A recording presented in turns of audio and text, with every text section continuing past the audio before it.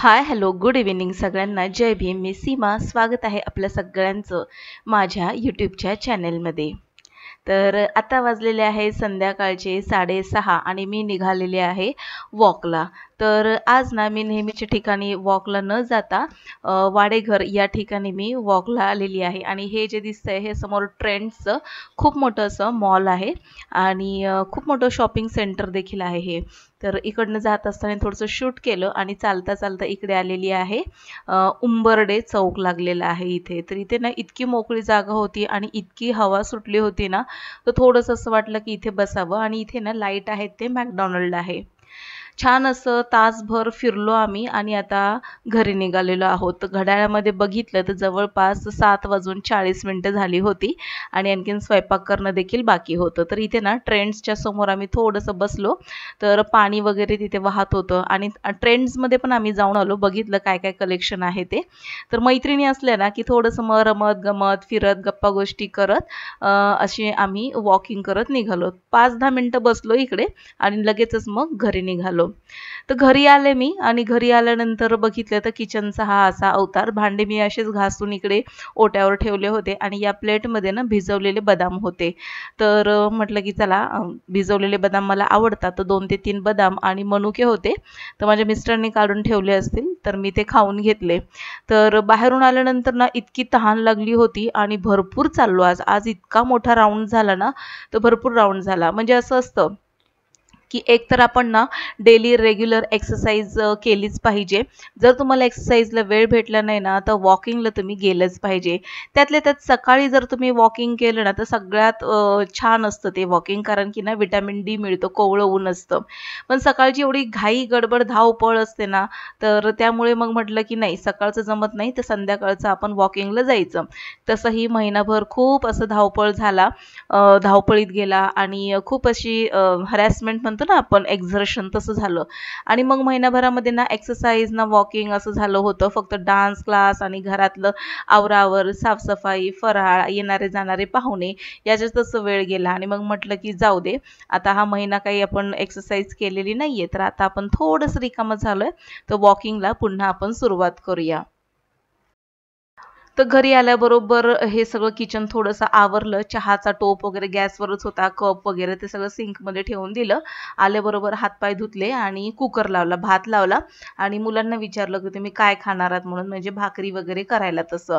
तर माझी मुलं ना इतकी आगाव आहेत ना, पहिले विचारतात भाजी काय आहे, आमटी काय आहे आणि मग त्याच्यानंतर ते डिसाईड करतात की भाकरी खायचं की भात खायचा.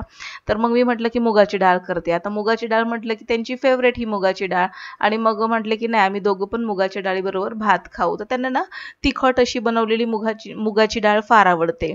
तर इथे ना हा भोपळा होता. गावावरून हे जेव्हा आले होते ना, तर माझ्या नंदेच्या बॅगेमध्ये हा भोपळा गेला होता.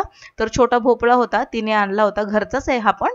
आणि तो ना तिने चिरलाच नव्हता. भोपळा जर चिरला नाही ना खूप महिने टिकतो, म्हणजे जवळपास 1.5-2 महिने सहजपणे टिकतो, तर जास्तच टिकत असेल.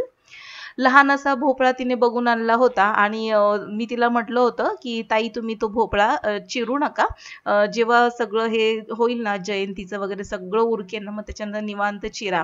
कारण की भोपळा चिरल्यानंतर ना लगेचच त्याचं काहीतरी बनवून घेतलं पाहिजे, नाहीतर मग सुकून जातो तो. तर काल ताईंनी ना हा भोपळा आणून दिला आणि अर्धा भोपळा त्यांनी ठेवला, अर्धा भोपळा मला दिला. तर माझ्या मोठ्या मुलाला ना भोपळ्याच्या घाऱ्या फार आवडतात. हा बघा माझ्या पाठीमागून गेला तो. आणि तो ना जेव्हा कॉलेजला जातो तेव्हा त्याच्या मित्राची आई पण भोपळ्याच्या घाऱ्या बनवते. तर त्याला त्याच्या मित्राच्या आईच्या हातच्या पण घाऱ्या फार आवडतात. आणि तो घरी आला की सारखं म्हणत असतो गोड पुऱ्या बनव, गोड पुऱ्या बनव. तर म्हटलं की ठीक आहे चला, म्हटलं तर भोपळा तर आहे, तर म्हटलं घाऱ्या बनवूया. घाऱ्या म्हणजे गोड पुऱ्या भोपळ्याच्या.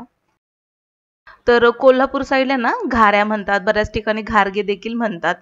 तर इकडे ना आता ते भोपळा मी डायरेक्ट कुकरमध्ये शिजवून न घेता साल काढली, बारीक चिरून घेतला, भोपळा धुवून घेतला आणि 1 चमचाभर तुपामध्ये पॅनमध्ये तो भोपळा थोडंसं परतून त्याला वाफेवर शिजवून घेते. मंद आचेवरती शिजवून घ्यायचा, छान असा शिजतो. आणि असं शिजवलं ना तर भोपळ्याचा जो नैसर्गिक गोडवा आहे ना तो खुलून येतो. पण जर आपण कुकरमध्ये शिट्टी अशी लावली ना 2 ते 3 शिट्ट्यांमध्ये, तर मला असं वाटतं भोपळ्याचा ना गोडवा थोडा कमी होतो. त्याच्यामुळे मी नेहमी घाऱ्या करत असताना अशाच पद्धतीने घाऱ्या करते. भोपळ्याची साल काढायची, बारीक चिरायची आणि मंद आचेवर वाफेवरती शिजवून घ्यायचा. बरं इथे वाफेवर शिजवताना आपल्याला अजिबात पाण्याचा एक थेंबही घालायचं नाही बरं का. असं 2 ते 3 मिनिटांनी हलवायचं आणि मंद आचेवर ठेवायचं.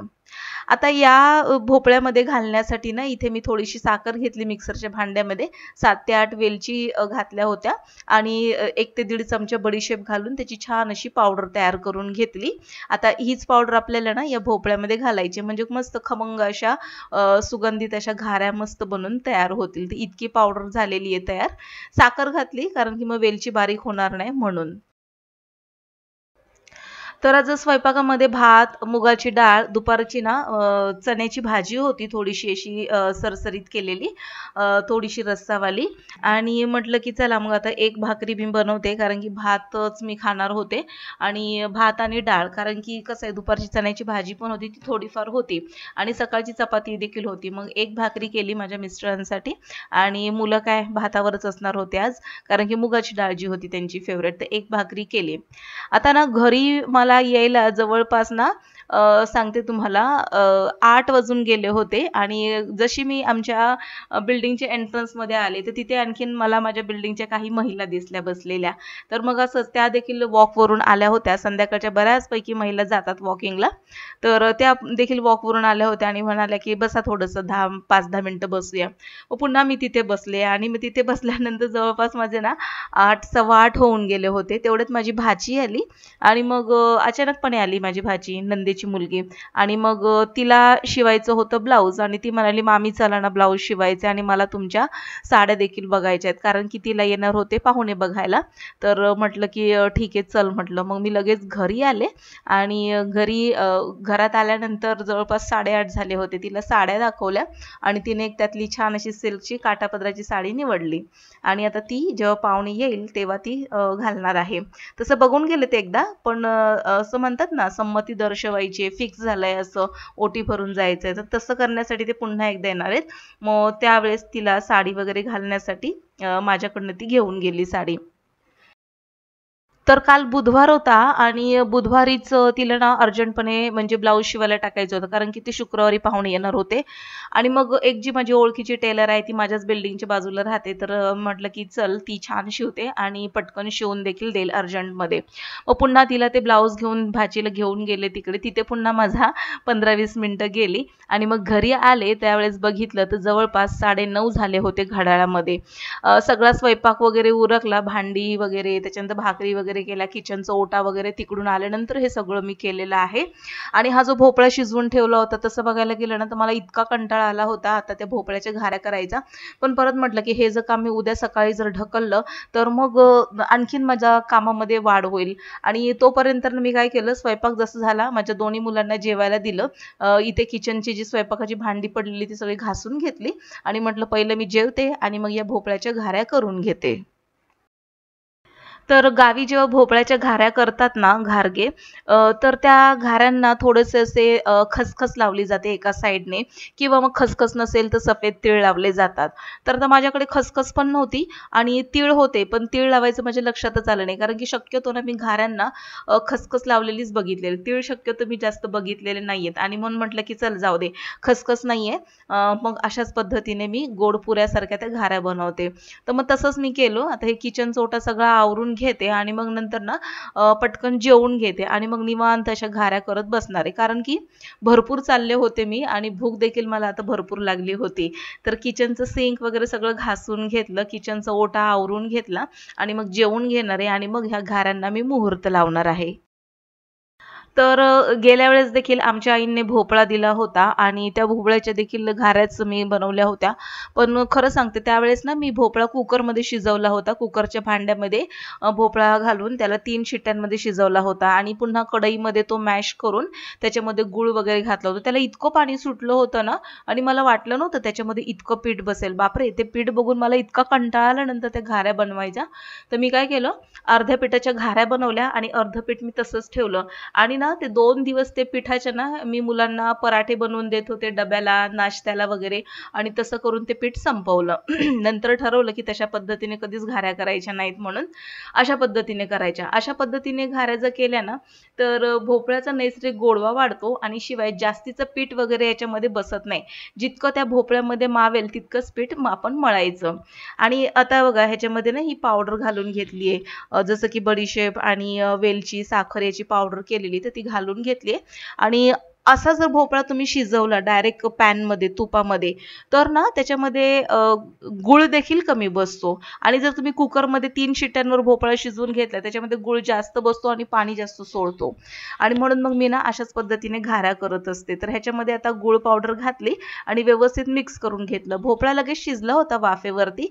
मला वाटतं 5 ते 7 मिनिटांमध्ये शिजून गेला भोपळा आणि नंतर हे सगळं साहित्य घालून त्याला मॅशरने व्यवस्थित मॅश करून घेते.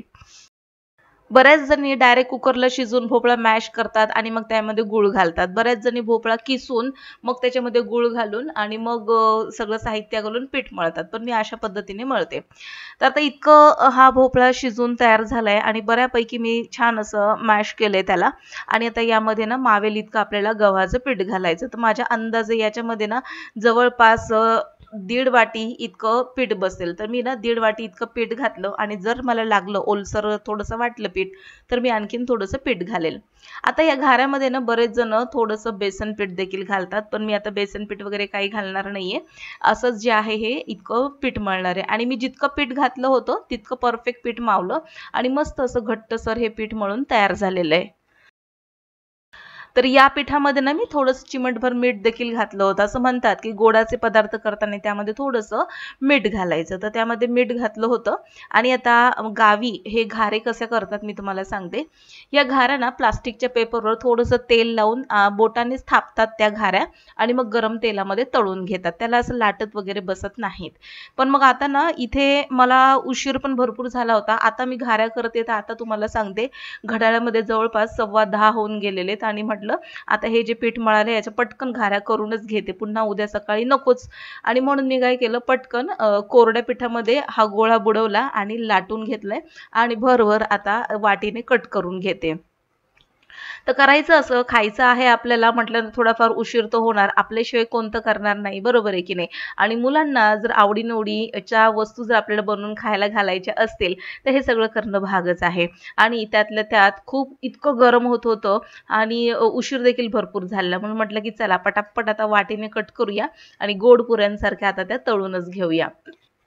तर इथे कढईमध्ये ना साधारणपणे 3 घाऱ्या मावल्या तर त्या तळून घेते. सुरुवातीला 3 घाऱ्या घातल्या मी आणि या पिठामध्ये ना म्हणजे भोपळा ज्यावेळेस मी शिजवत होते त्यावेळेस मी जे साखर आणि बडीशेप वेलचीचं जे मिश्रण घातलं होतं त्याच्यामध्ये ना ह्याचे बडीशेपचे बऱ्यापैकी असे दाणे दिसत होते आणि त्यामुळे ना ह्या ज्या पहिल्या 3 घाऱ्या ज्या घातल्या ना तर त्या अशा काही फुगल्या नाहीत पाहिजे तशा आणि मग विचार केला की 1 ते 2 घाऱ्या व्यवस्थित आपण तळून घेऊ त्यावेळेस बघूया त्या फुगतायत की नाही. तर छान अशा सोनेरी रंगावरती दोन्ही बाजूने मी तळून घेतल्या आणि मग आता नंतरच्या घाऱ्या ज्या आहेत ते मी 1-1 2-2च तळून घेणार आहे.